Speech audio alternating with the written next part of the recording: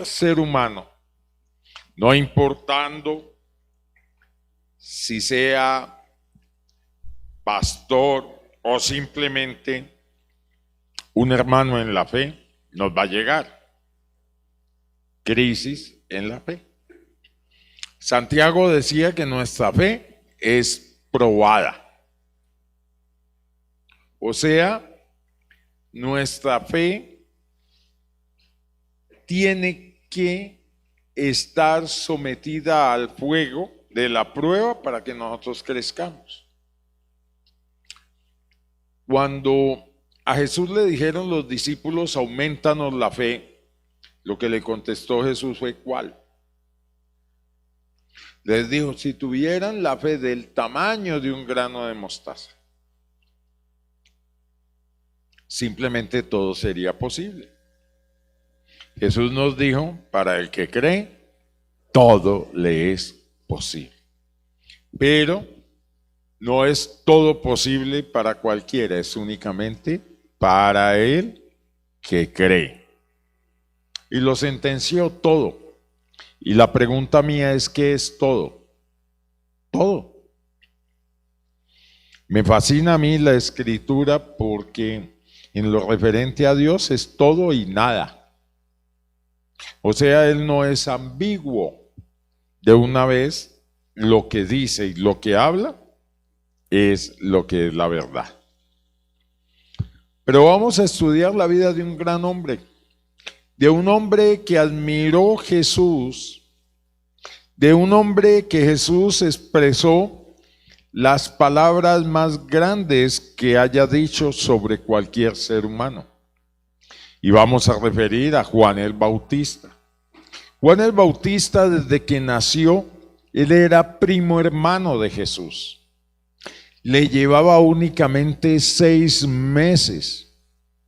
Y Dios lo había enviado al mundo con el único objetivo de ser el mensajero, de abrirle camino al Señor. Y este hombre, vamos a analizar que también tuvo crisis de fe.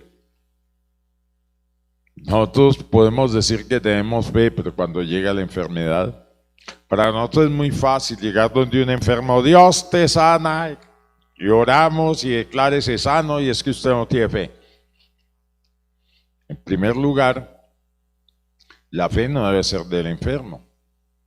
El enfermo debe ser receptivo, pero si no conoce a Dios, ¿cuál fe? La fe es nuestra, es la que va a obrar.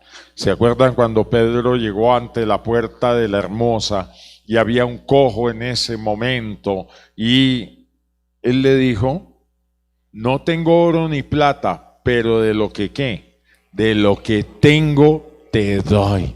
O sea, era de la fe de Pedro. No me puso a decirle, oiga, ¿usted tiene fe que se puede sanar? No. La fe era la de Pedro y lo tomó y lo alzó y ya. Porque esa fe es la que nos debe acompañar. Usted ore por el enfermo, convencido de que se va a sanar. Dios hace lo demás. Pero entonces en un gran hombre de Dios, un hombre que llevó al pueblo de Israel a arrepentirse, un hombre que les habló duro, que les dijo el hacha está puesta, van a ser cortados. Uno nunca esperaría que tuviera crisis de fe. Y él tuvo esos momentos también. Esto está relatado en los evangelios para que no nos avergoncemos si a nosotros nos pasa. Si a los grandes héroes bíblicos les pasó, ¿por qué no nos puede suceder? He visto gente que se desmorona ante la muerte, ante una enfermedad, ante una quiebra financiera. Y ya piensan que Dios no los ama, que se olvidó de ellos, porque a mí. Y son preguntas difíciles de contestar y es difícil de consolar la persona que está en ese momento. Y vamos a ver cómo hablaba Juan. Y nos vamos a Juan capítulo 1 versículo 29. En ese versículo simplemente Juan está reconociendo lo que era el Hijo de Dios, reconociéndolo como hijo. Juan 1:29 dice: este es el Cordero de Dios que quita el pecado del mundo.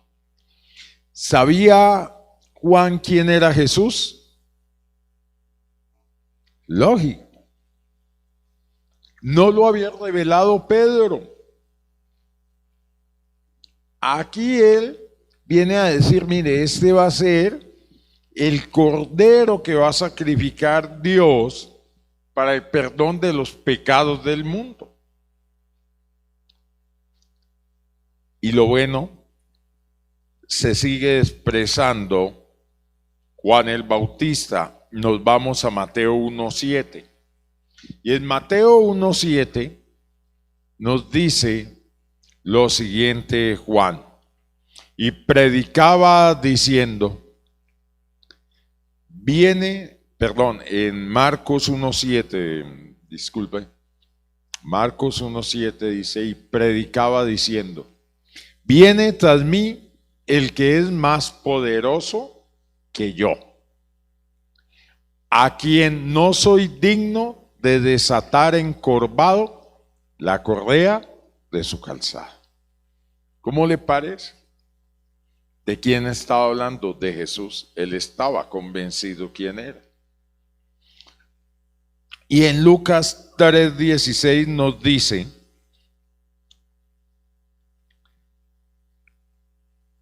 respondió Juan diciendo a todos, yo a la verdad os bautizo con agua, pero viene uno más poderoso que yo, de quien no soy digno de desatar la correa de su calzado, y él os bautizará en Espíritu Santo y fuego.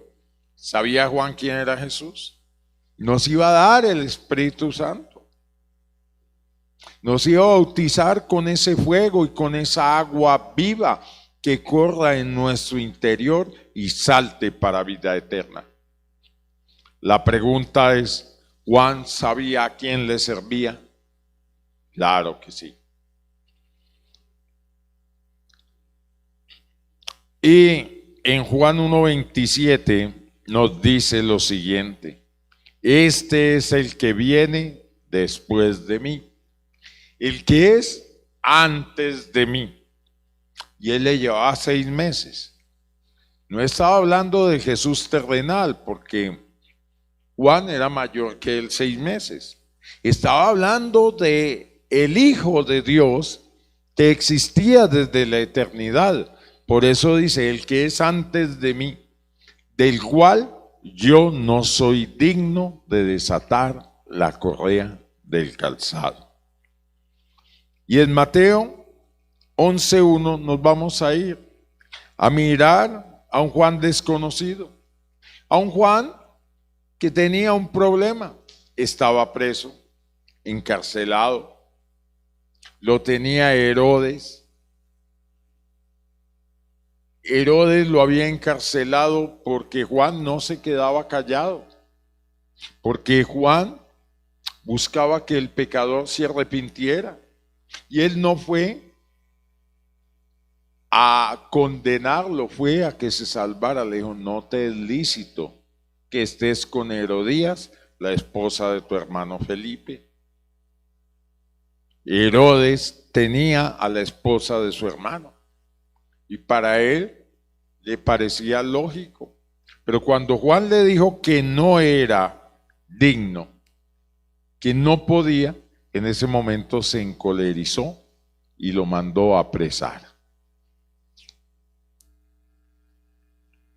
Ese Juan estaba en el calabozo, y allá llegaban y le contaban, sanos ciegos, los cojos andan, los ciegos ven, los sordos oyen. Y estaba él gozoso. Pero viene un problema. Oiga, ¿y este sí será el que yo anuncié que era? ¿De este sí es el que yo dije que era? A veces uno dice, yo confío en Dios, y vienen los demás y dicen, ¿y dónde está su Dios? Véase cómo está. Tiene enfermedades, tiene pobreza, problemas con los hijos, problemas en el matrimonio, esto, aquello. ¿Dónde está su Dios? Pues Dios está en el cielo. A veces vienen pruebas en nuestra vida, y a mí no me puede olvidar Job. Cuando Job estuvo bravo con Dios y decía que por qué no venían y estaban a cuentas, porque Dios no tenía derecho a hacerle lo que le había hecho. Y cuando abrimos este pasaje encontramos en el libro de Job que el mismo Dios dice que no tenía por qué haber permitido la prueba en su vida. Sin embargo, cuando seguimos leyendo el libro de Job, él empezó a dudar y a tener esa crisis de fe. Maldecía el día que nació. ¿Cómo no? Si después de haber tenido todo el dinero, lo perdió, después de haber tenido hijos, los perdió, posesiones los perdió. A ninguno nos gusta la pérdida, pero la de él fue total. Hijos, posesiones, salud, esposa. Y nosotros nos preguntamos, Job, sí, renegó, pero le decía a Dios que estuvieran a cuentas. Pregúntame, yo te responderé. Entonces Dios le tomó la palabra y en el capítulo 38 le aparece y le dice, ahora respóndeme estas preguntas, las que le hizo para que en su casa las lea. Todavía ningún científico ha podido contestarlas. ¿Cuántas estrellas hay? ¿Dónde estabas tú cuando yo creaba los cielos? Dígame, ¿dónde está el fundamento, las bases del mundo? El mundo flota. Los planetas flotan. ¿Dónde están las bases? Nadie sabe ni podrá saberlo, porque es la sabiduría de Dios quien lo hizo. Y hasta que Él no lo quiera revelar, no lo van a saber. Entonces, en el capítulo 40, Dios le hace una pregunta a Job que yo quiero que usted se la haga. En el capítulo 40, en el versículo 2, Dios le dice a Job, ¿es sabiduría contender con el Omnipotente? Si usted pelea con Dios, Dios sigue siendo Dios. Pero uno que es sin Dios. Y Dios va a seguir siendo Dios. Él no va a perder su magnificencia, no va a perder su poder. ¿Para qué peleamos con Dios? Si Dios es invencible. Hay situaciones en la vida que no entendemos, pero la Escritura nos dice que para los que amamos a Dios, todas las cosas nos ayudan para bien. Todas. Vuelvo a lo que dice la Escritura. Todas. ¿Hay excluida alguna? Cuando me preguntan dónde está su Dios, también en Romanos nos dice ¿qué nos separará el amor de Dios? Hambre, tribulación, angustia, ángeles, potestades, nada. Desnudez, pone todos los problemas en la vida. Aquí no tenemos problema de desnudez ninguno, todos llevamos vestido, eso ya es misericordia de Dios. Hambre, tampoco estamos con hambre. Dios ha permitido, si no hemos desayunado, no quiere decir que no podamos desayunar. De manera que tampoco sufrimos hambre. Somos privilegiados con Dios. Pero dice, aunque estuviera en esa situación, yo añadiría enfermedad, muerte de un ser querido, aunque estuviera en esa situación, dice que nada, óigame bien, nada nos podrá separar del amor de Dios que es en Cristo Jesús, Señor nuestro. Dios no te ha dejado de amar, no me ha dejado de amar. Todos tenemos que llevar la cruz. Y ahí estaba Juan, ese hombre que hablaba de Dios la verdad, de Jesús la verdad. Ese hombre que Dios le había revelado quién era Jesús, que nos lo hizo saber. Hoy, allá en esa celda, en ese patio, en ese calabozo donde lo haya tenido Herodes, empezaba a decir, oiga, este sí será. A veces uno se ha preguntado, ¿yo para qué vine al mundo? Y como dice una canción, sufrir me tocó a mí. No, usted vino con un propósito, Dios te quiere usar. Usted y yo vinimos con un propósito, bendecir a los demás. Usted y yo tenemos un propósito que Jesús nos mandó, predicar el evangelio, que son las buenas nuevas, irle a decir al perdido que Jesús pagó por sus pecados y que él puede salir desde que confíe en Jesús. ¿A cuántas almas se pueden salvar? Usted viera en la experiencia nuestra cuando entramos a una cárcel y le decimos perdónese porque Dios lo perdonó. Y me perdonó esto y esto y esto y esto. Sí. Vuélvase y Dios lo perdona. No importa el pecado. No, es que hay pecados imperdonables. Cada rato en televisión aparece cuando hay un crimen a todos. Esto no lo perdona Dios. Y apenas miro y dice, eso también lo perdona Dios. Porque ¿sabe qué? Ni aun el pecado nos puede separar del amor de Dios. Cuando nos volvemos, Él vuelve y nos perdona. No buscamos pecar, pero Dios lo hace. Póngase en la situación de Juan. Predicaba las buenas nuevas de salvación y se ve en una cárcel. Se ve aislado, se ve en peligro de muerte. Se ve que tal vez lo que él creía no era cierto. Eso te va a pasar a ti y nos va a pasar. La fe hay que afirmarla.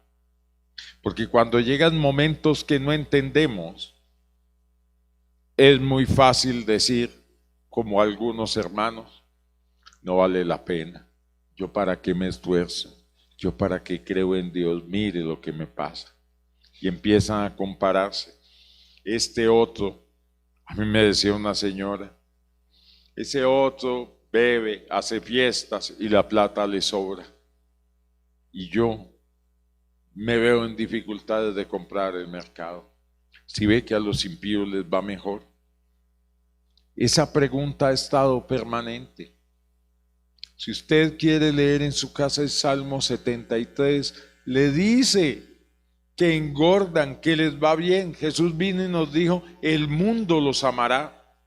Pero el mismo salmista llegaba a la conclusión que los pies estaban puestos en resbaladero y que en cambio a nosotros nos levantará en gloria.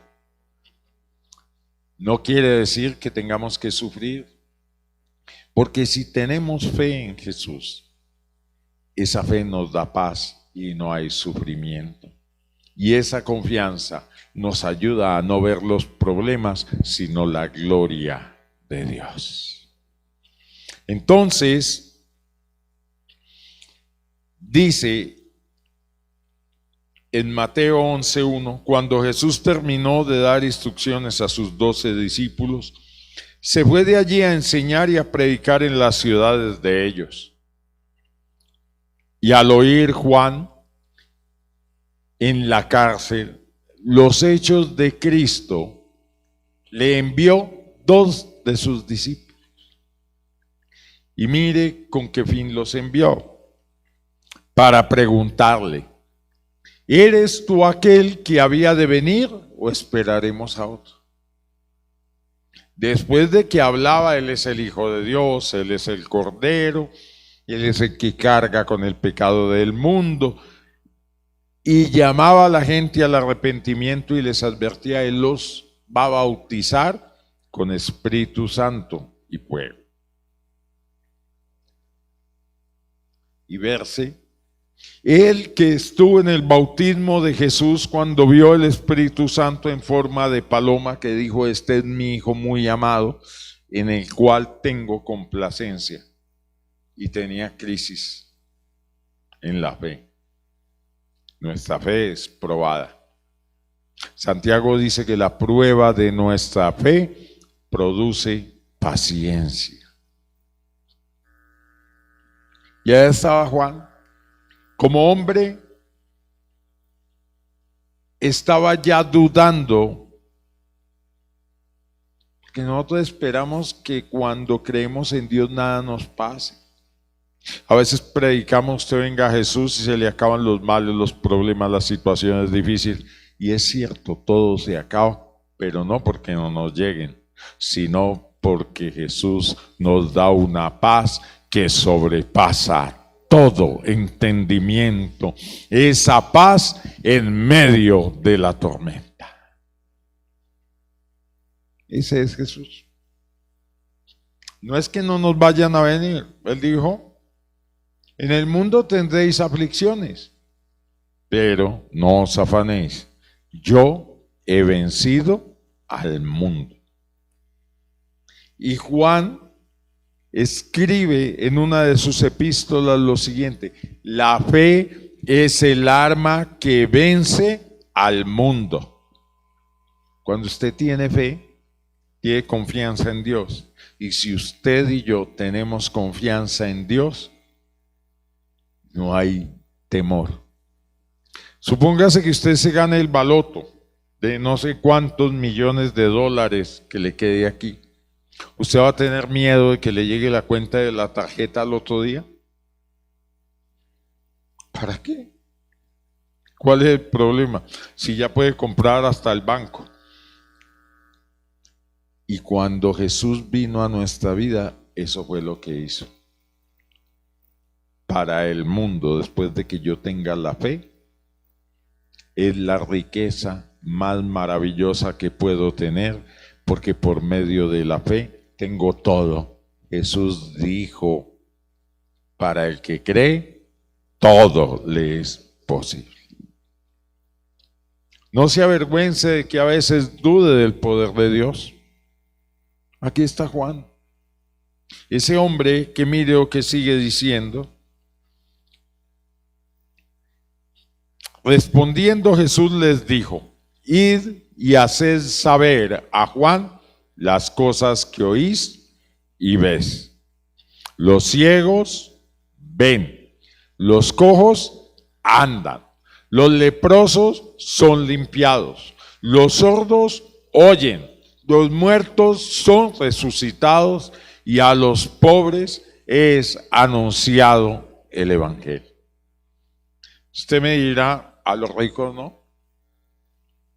No, es que nosotros, toda la humanidad, por rica que fuera, era pobre.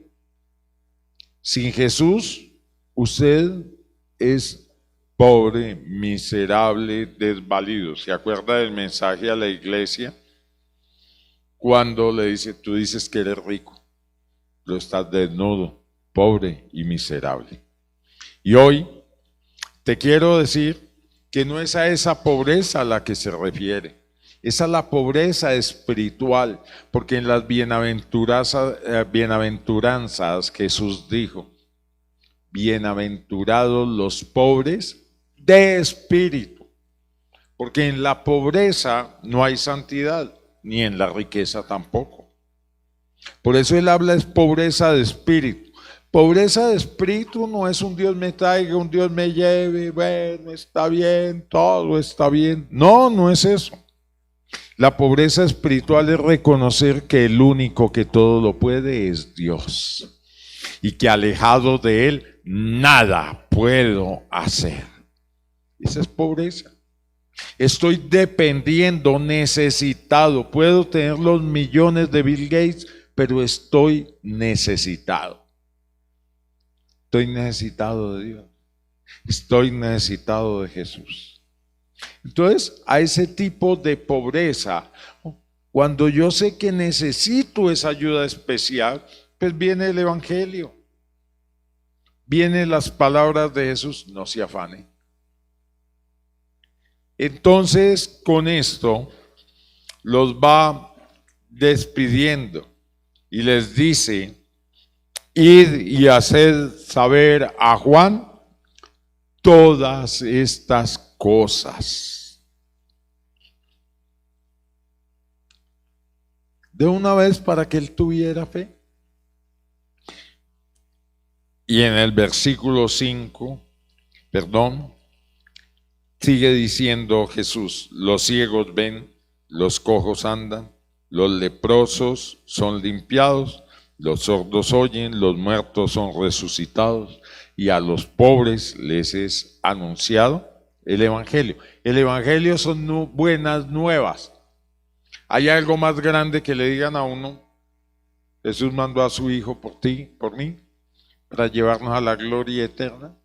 No hay mejor noticia. Aquí esto desaparece en algún momento y todo se queda aquí. De manera que lo grandioso fue lo que hizo Jesús en una cruz por ti y por mí. Yo podría decir que como Jesús está en una cruz, murió en una cruz, entonces Dios lo abandonó. No, para eso lo había enviado.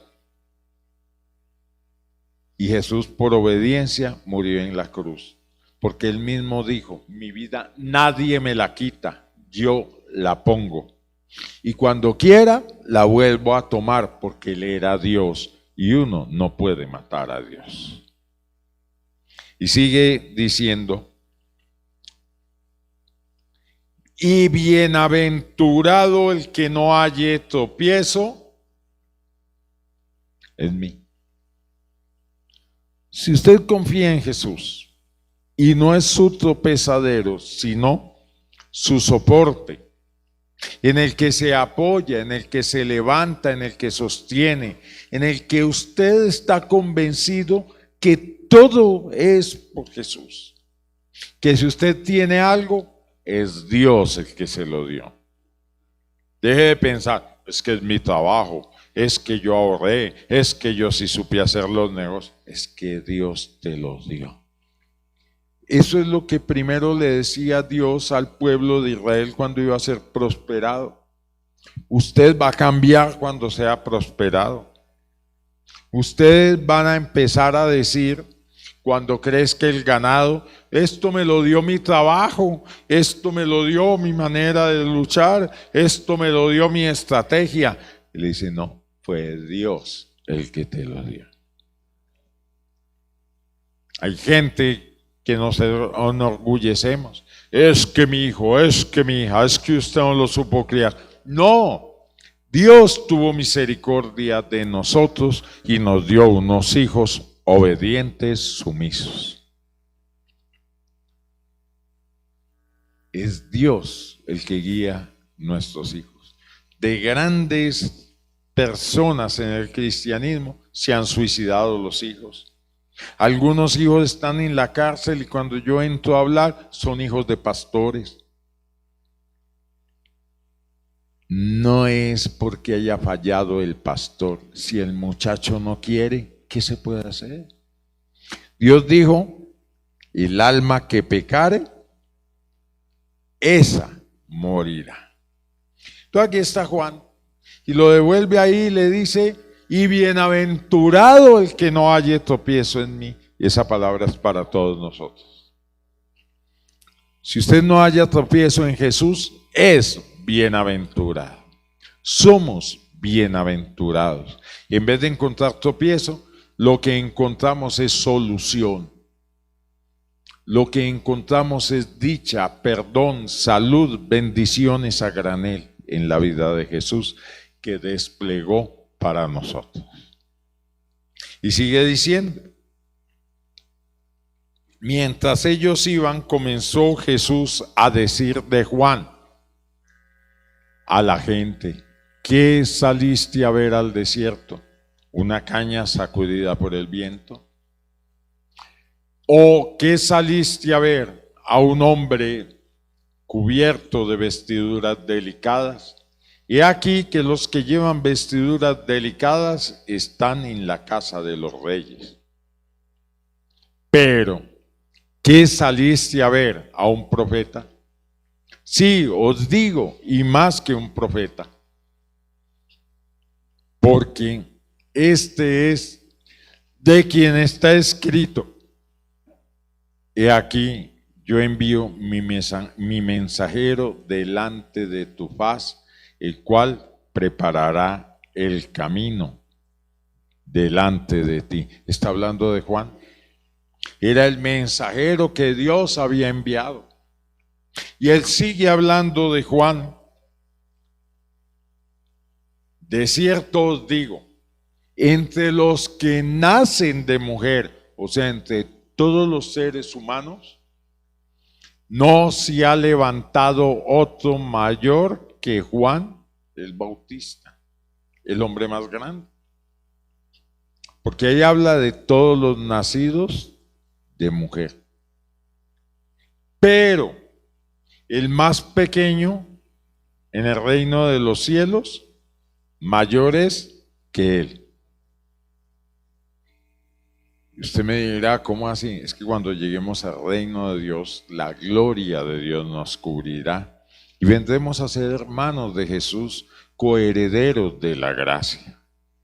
Tal vez no lo entendemos, entonces ya superamos a cualquier persona, porque allá seremos purificados, santificados, lavados, perfeccionados.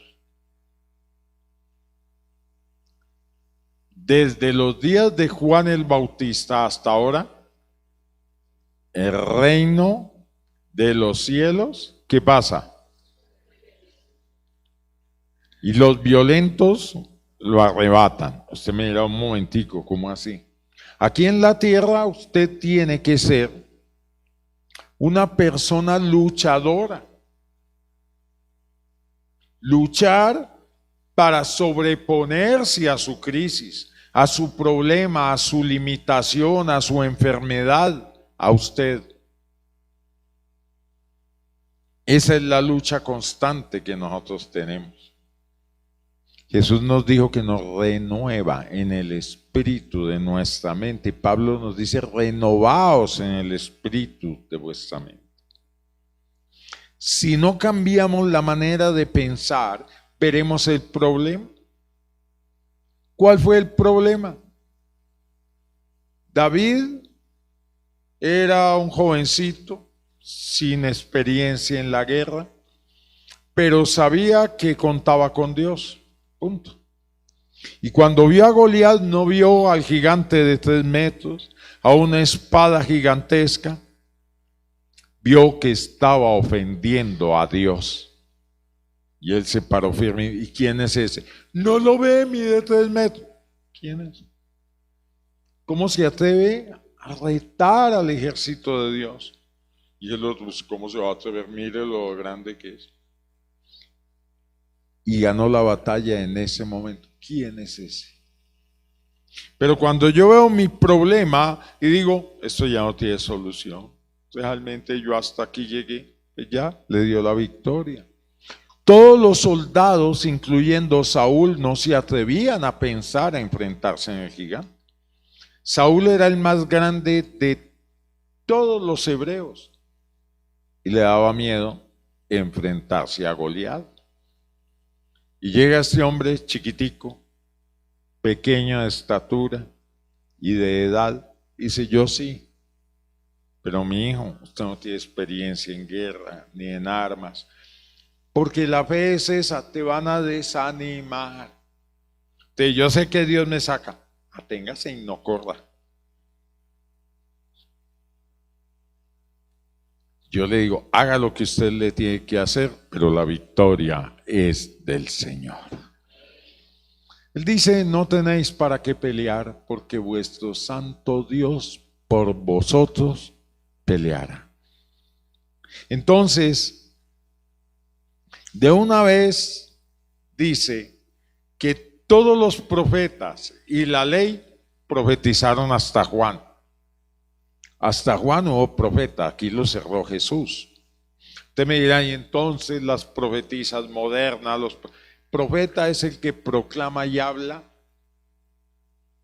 de otro, presta su voz para que hable otro. En este momento, cuando usted cita la Escritura, está siendo profeta, está llevando la palabra de Dios. La profecía ya no es juegue el chance en el 335 que cae. Eso no es profecía. Usted se va a casar con esa mujer mona que entró, ¿no? Nosotros tenemos que saber que aquí lo enfatiza, no. La profecía hoy es hablar de la palabra de Dios, discernir de ella, enseñarla. Eso es ser profeta. No es estar diciéndole 100,000 cosas a las personas, no. Porque aquí lo sentencia. Y dice, ¿y queréis recibirlo? Él es aquel Elías, está hablando de Juan, que había de venir. Una hermana me dijo, en Apocalipsis va a venir otra vez Elías porque lo llevaron en cuerpo y alma, y en Malaquías está escrito que va a venir Elías. Pues sí, si quiere miremos. Está en Malaquías 4:4, pero yo lo que simplemente, 4:5, perdón, y lo que vemos es esto que nos dice Jesús: el que tiene oídos para oír, oiga. Y simplemente ahí en Miqueas 4:5 dice lo siguiente, Malaquías 4:5 dice lo siguiente: y aquí yo os envío al profeta Elías antes que venga el día de Jehová grande y terrible. Pues estaríamos aceptando la teoría de la reencarnación. Aquí habla que este es el Elías que habría de venir, nos dice Jesús, hablando de Juan. Dios no tiene que hacer copias, Él solo hace originales. Y nos vamos para una parte en Mateo 11, versículo 25, que yo quiero que usted le ponga toda la atención a lo que nos dice Jesús aquí. En aquel tiempo, respondiendo Jesús dijo: te alabo, Padre, Señor del cielo y de la tierra, porque escondiste estas cosas de los sabios y de los entendidos y las revelaste a los niños. ¿Sabe por qué? No es que lo haya revelado a un niño de 5 años, se lo reveló a Juan, se lo reveló a Pedro, se lo reveló a Pablo, etcétera, etcétera. Te lo revela a ti cuando te pones a escudriñar la palabra. Pero uno lo tiene que hacer es como un niño. Un niño que cree lo que le digan. Si usted le dice que le va a comprar algo, el niño cree.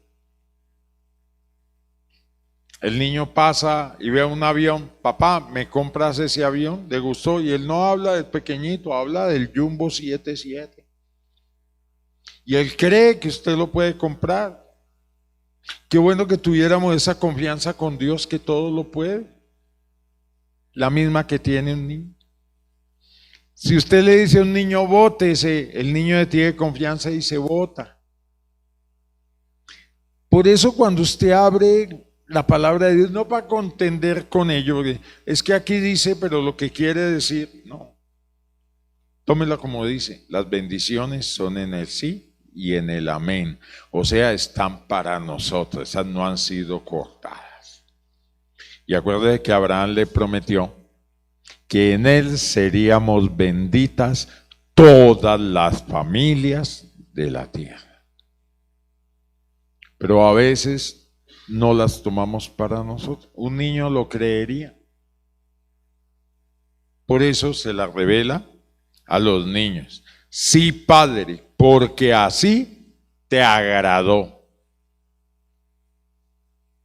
A Dios le agradó, le agrada que tengamos fe. Hoy créale a Él.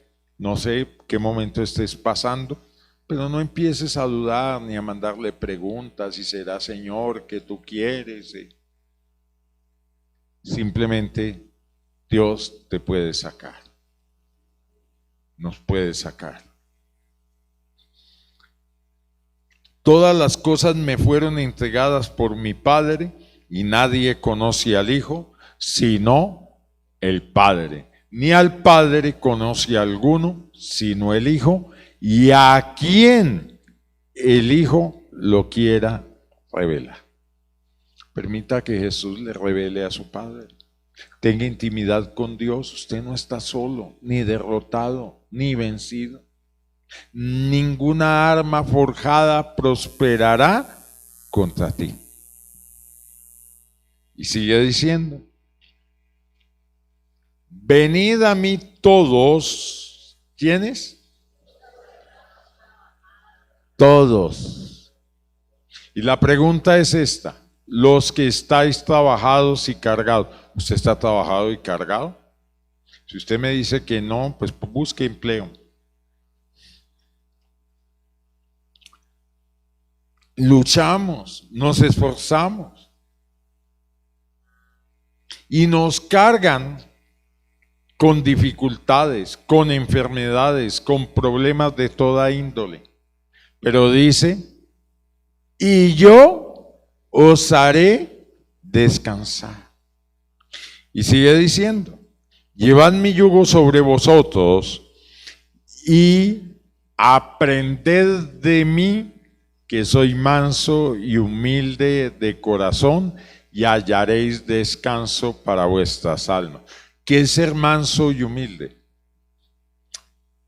Nada puedo hacer alejado de Dios. ¿Para qué me alejo? Alejado de Jesús. Eso es ser manso, reconocer mi limitación. Y sigue diciendo: y humilde de corazón. Gracias, Señor, todo lo que tengo te lo debo a ti.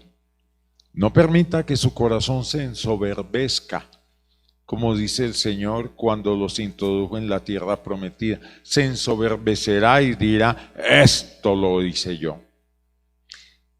Porque mi yugo es fácil. Usted me dirá: ¿y cómo es el yugo fácil?